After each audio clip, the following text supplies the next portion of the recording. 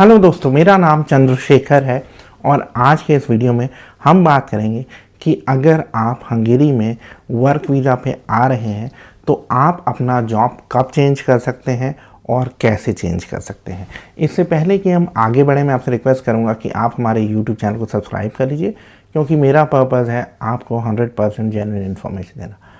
अब आप सब जानते ही होंगे, अगर आप हमारे सब्सक्राइबर हैं, कि मेरे 90% वीडियोज़ हंगेरी पे होते हैं और मैं खुद हंगेरी में पढ़ चुका हूँ और हम यहाँ पे यूनिवर्सिटीज़ के साथ काम करते हैं, एम्प्लॉयर्स के साथ काम करते हैं।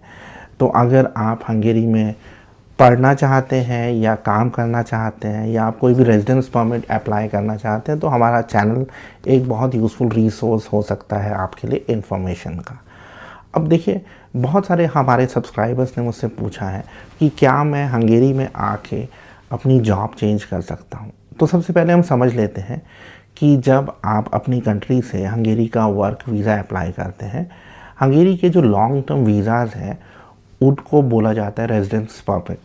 अब अगर आप हंगेरी में काम करने के लिए आ रहे हैं तो आप आम तौर पे अप्लाई करते हैं residence permit for the purpose of employment.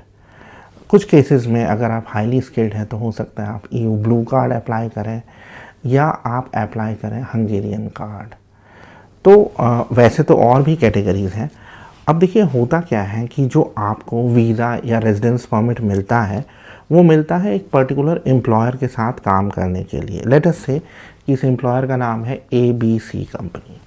तो इस ABC कंपनी के डॉक्यूमेंट्स के बेसिस पे, डॉक्यूमेंट्स यानी उनका एम्प्लॉयमेंट कॉन्ट्रैक्ट हो गया, एकोमोडेशन प्रूफ हो गया, ईगाज़ोला या वर्कफोर्स डिमांड लेटर हो गया, और साथ ही आपके डॉक्यूमेंट्स जैसे आपकी बैंक स्टेटमेंट हो गई, PCC हो गया, और भी बहुत सारे डॉक्यूमेंट्स होते हैं जिसके बेसिस पे आपको हंगेरी का वीज़ा मिलता है।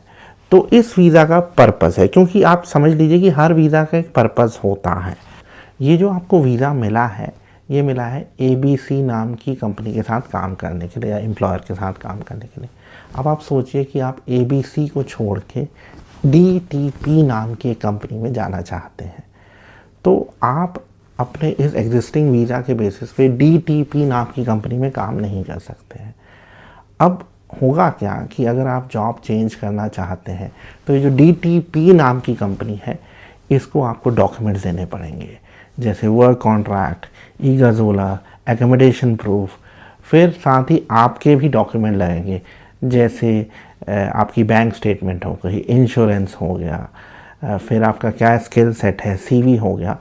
तो आप एक चीज़ समझ लीजिए कि अगर आप हंगेरी में आके जॉब चेंज करना चाहते हैं तो पूरा प्रोसेस होगा, और ये इतना आसान है नहीं।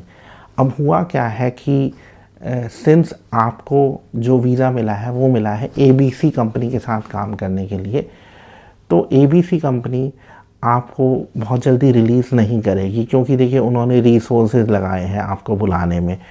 तो आप पहली चीज़ समझ लीजिए कि अगर आप जॉब चेंज करने की सोचते हैं तो इस प्रोसेस में तकरीबन 6 महीने लग सकते हैं। और एक चीज़ का आपको केयरफुली ध्यान रखना है, वो ये कि सपोज़ करिए कि अगर आपके एम्प्लॉयर को ऐसा इंडिकेशन मिलता है कि आप आने के कुछ टाइम के बाद जॉब चेंज करना चाहते हैं, तो आपके एम्प्लॉयमेंट कॉन्ट्रैक्ट को टर्मिनेट भी कर सकता है, और टेक्निकली आपके पास बिल्कुल भी टाइम नहीं होगा स्विच करने का और आपको अपनी कंट्री में वापस जाना पड़ेगा।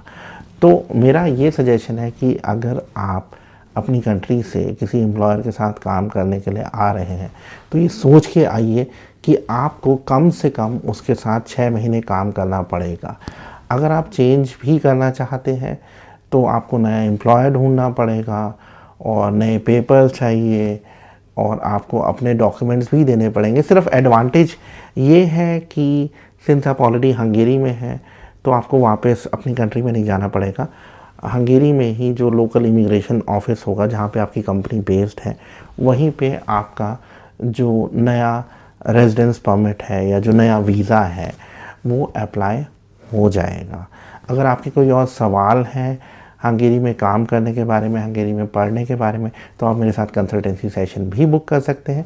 आज के वीडियो में इतना ही। Thank you very much.